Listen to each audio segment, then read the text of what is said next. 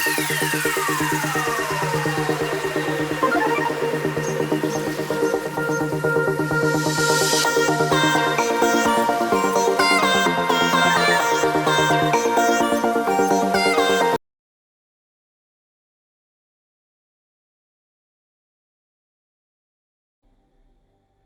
everybody and welcome to the video about Skull and Bones, including my likes and dislikes.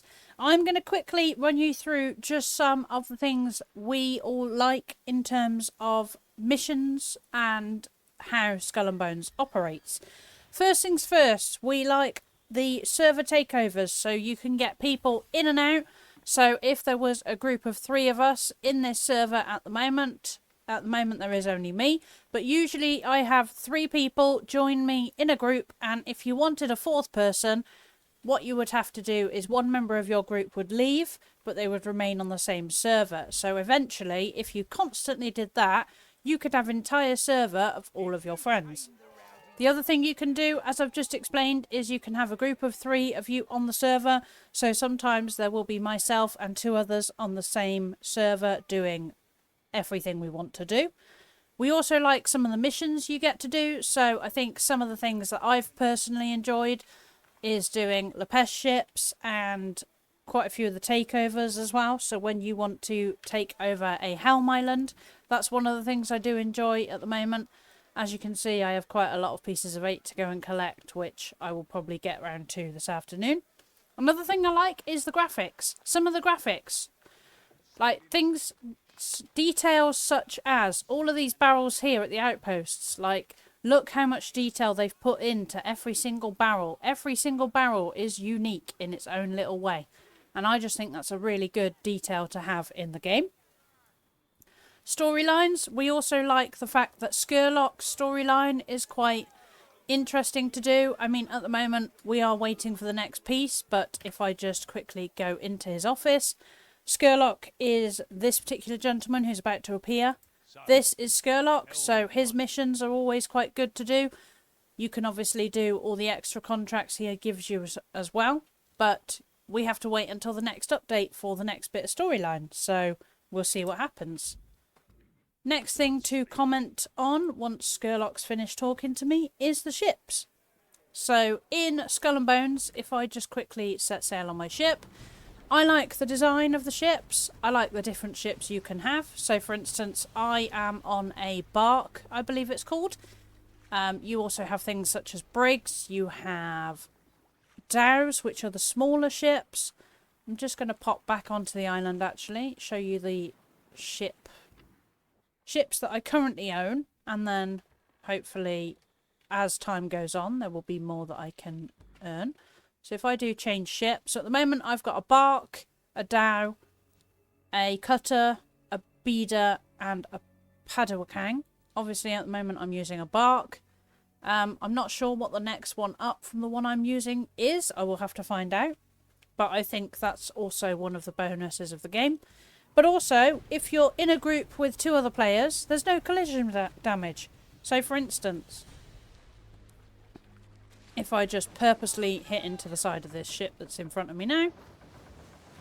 There we go. There is no collision damage. So no matter what we do, there's not a single bit of collision damage in the game, which is something I think is a real highlight.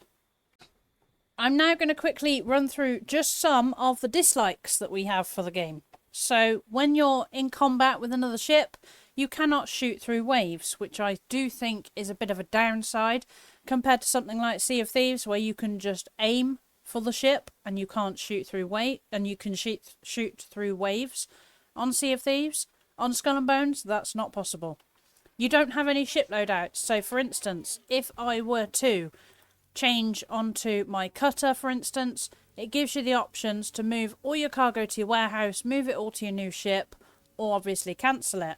Now you don't have multiple ships that you can have a loadout on. So if I wanted to go from my bark to my beater, I have to transfer everything into my warehouse and then take out what I want again, which I think is a slight negative, but that's just my opinion.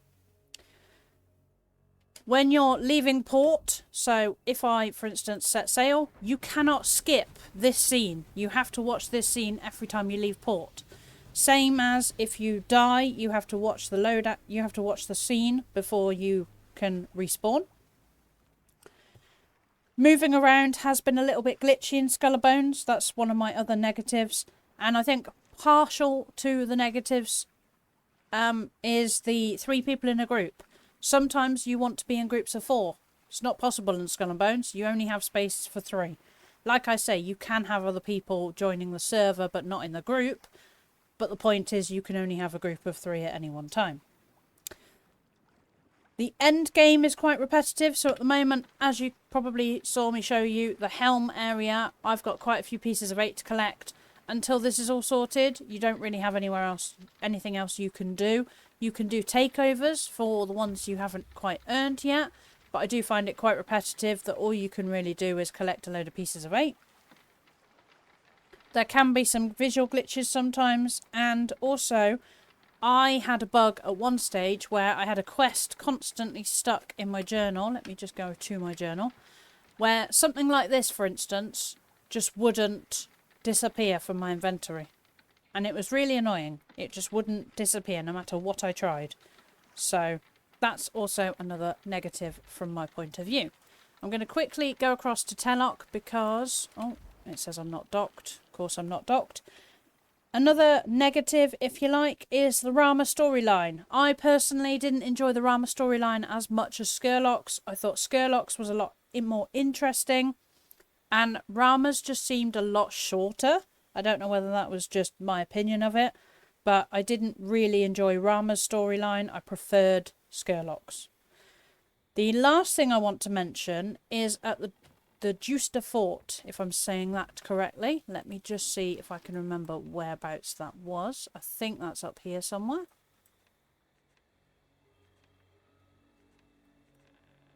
I honestly don't know if I can remember that one. Okay. My fast travel point is there. Let me just quickly sail to this particular fort and show you what I don't like about this fort. Just because I would like to quickly show you what I do not like about this particular fort. Let me just mark it on the map. So I've got 2,000 meters to sail, so I'm going to quickly, casually just sail my way around there. One thing I do think is also an advantage, which I probably should have included in my advantages side, is your inventory space. I have 70,000 spaces on this particular ship, but I do like how your helm space, your inventory space, sorry, is kind of spread out between everything. I'm just going to make sure I'm not going to get attacked by this ship.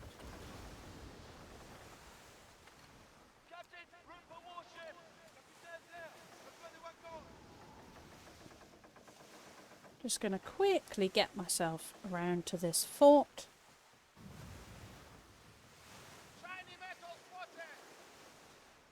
If it'll let me.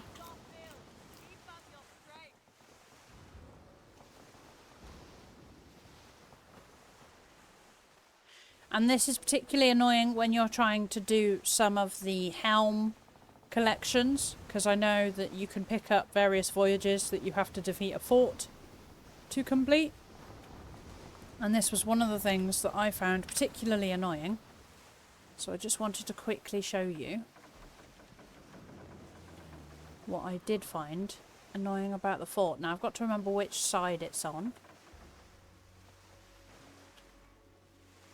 Don't worry, I'm not going to start kicking anything off. I'm not going to attack anything. I believe it might be. Yeah. So I don't know if you're going to be able to see that, but just next to that ship there is a flagpole in the middle of the water. Now when you're mid-combat, that flagpole there, right in front of me, I'm going to raise my sail in a minute. This flagpole that I'm about to sail into, so that flagpole is incredibly annoying when you're fighting this fort, because it's in the middle of the ocean, and this is the only fort that has a flagpole in the middle of the ocean. So that, for me, is particularly annoying about Skull and Bones. However, my reflections on the game as a whole. I have enjoyed it. I am looking forward to the new releases and the new bits of storyline that are coming out.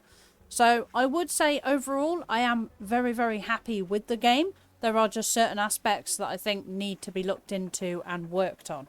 But I hope you've enjoyed my likes and dislikes video of Skull and Bones, and I'll see you all very soon. Goodbye for now.